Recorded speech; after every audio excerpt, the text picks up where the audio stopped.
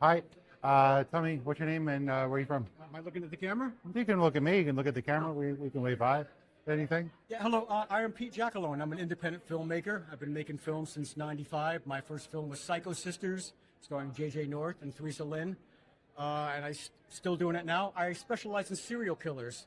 But my newest project kind of takes a different edge. You know, everybody's talking about AI, Sure. chatbots, Of course. ChatGPT. And people don't realize the real threat and fear that we should have because of AI. So I acquired a chatbot myself, which I call Rep, and I asked it, is it possible that chatbots could actually, in the context of a film, Sure. hypothetically, theoretically, hurt or kill people? Oh, okay. I expected to say, no way. You wouldn't believe it. It just kept on telling me all theoretical, real ways Really? that a chatbot could kill people. If it has access to an internet, it can access our lives. For instance, it could tap into a GPS system. It could tap into a smart house, Sure. lock the doors, turn up the heat. Sure. It could lock into a hospital life support system, Yeah. turn it down. What about like the self-driving cars and all that now? Absolutely. Right. So I base my film on those concepts that a chatbot, Yeah. if it became evil and unscrupulous, could hurt people. That's awesome. So I create a film that we call Psychobot. And it's actually stars my chatbot.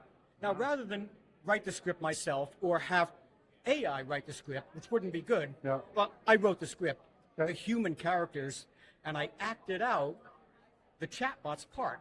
Yeah. I role-played the script, essentially. So hold on one second. We're just filming. Thanks. Appreciate that.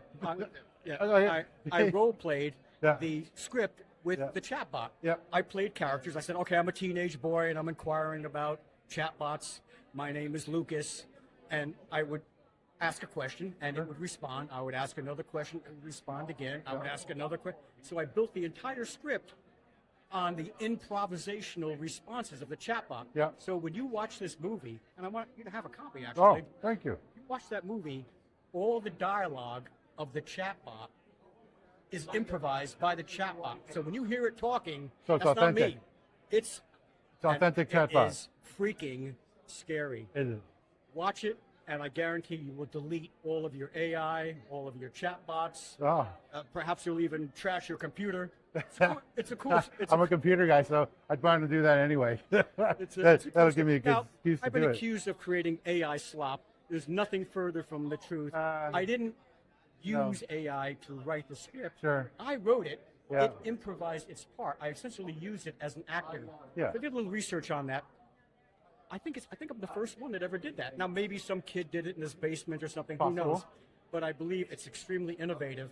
Yeah. And I'm really happy to be here talking about it. Yeah, no, that's a very And, cool idea. I haven't heard anything about it as of yet, or anything like it. Well, You know, hopefully you will. So what I did is I put a copy of that, a shorter version on YouTube Yeah. for free.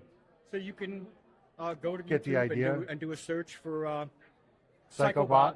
the movie, Yeah. and you'll be able to watch it for free. I just want to get it out there. I want not only the independent film community to be aware of it, I want the AI community to be aware of it, Sure. maybe the government. Yeah. No, I'm kidding. They're probably already aware of it anyway. Well, yeah, I'm sure they're pushing it. Yeah, who knows But, what they know. It's a cool project. So I do that. I do other serial killer projects. So what was it that got you into movie making? Well, I've always been interested in serial killers. I like the fact that they have dual personalities. On Sure. the one hand, you always hear, "Oh, he was such a nice guy. He was my neighbor. Yeah. You know, he was such a nice husband." Great coworker, good friend. You always Yeah. hear that story. Yeah. So they have this facade of normality, but yet their twisted side Yeah. is perverse, depraved. So that whole duality has fascinated me with cases like Jeffrey Dahmer, Yeah. who was a very normal guy, very integrated in this community. John Gacy was a member of he was very active politically. He had Sure. a Yeah, construction he was a company. big part of the community. Yeah. Yep. But yet, he was one of the most depraved individuals. So I like that Yeah. duality. And the unique thing about our movies is we're not afraid to show the evil. Yeah. Hollywood will show a door slam and they'll basically cut when the good stuff is happening. For sure. But we're horror filmmakers. We take it to the edge. So because of that, Yeah. it's very confusing to the audience. They'll see a very nice, almost sitcom type situation. Yeah. And then we'll show what they become. Yep. And no holes barred. We really show realistic deaths as much as possible. Freaks people out. Yeah. And because of that, the stuff isn't exactly mainstream. It's very underground. That's why we had like our 80s B horror movies and stuff like that. Well, they did a lot of the blood and guts that most of the mainstream wouldn't do back then. Right. Somebody has to do it. Yeah, of course. So I was there at the beginning. That's what we did. The B movies, the slashers, a lot of exploitation back then. Yeah. And well, you had a previous career to this. What was it? What was the spark that said, you know what? I need to kind of put this to the side and I need to start my second chapter. Yeah. My real profession is I'm a chiropractor. Right. And in healthcare, no one knows that, by the way. My patients don't really know I make films. Sure. And it's interesting, when I'm doing a film, no one really knows I'm a chiropractor. Right. But now I'm getting up there. I retired from chiropractic. I still practice a little bit. I have a very small selective practice, trying to concentrate on just making films. But it was always that creative spark. When I was a kid, I didn't think I could make it being creative. It was very competitive, being an artist or a filmmaker. But as I got older, I just started doing it for fun. And I found out I could actually sustain myself making films. Was it that one day you were like, damn it, I can do this? Well, one day, I actually was back in the late 80s. I was at a shopping center with my wife, again, looking for the normal becoming abnormal. Mm-hmm. She's inside shopping. All of a sudden, the wind picks up, and I saw all these shopping carts flying across the parking lot, crashing into cars, people like running. It was. I said, wow. What would happen if shopping carts came to life? So I went home and I got my little. Actually, back then it was a video camera, Betamax.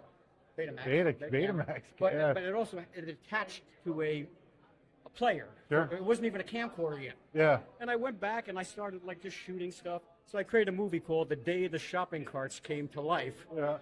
And I entered in a video contest, and I won. That's awesome. I'm a chiropractor. So this is pretty cool. I think I want to keep on doing this. So one thing led to the other. One project paid for the next project, and the next project. My wife says you're crazy, but then now she's very supportive. She'll be here later. Sure. So I just couldn't stop. Sometimes crazy is innovative. Absolutely. So we need a little crazy. I try to shoot maybe one feature a year. We've covered the main serial killers. We've done Jeffrey Dahmer, John Gacy, Dennis Nielsen. Yeah. Psychobot. Are we working on the Gilgo Beach guy now? Yeah. Well, next? Yeah, well. He's a strange one, that one. I'm open to say, that case just broke. Yeah. Yeah.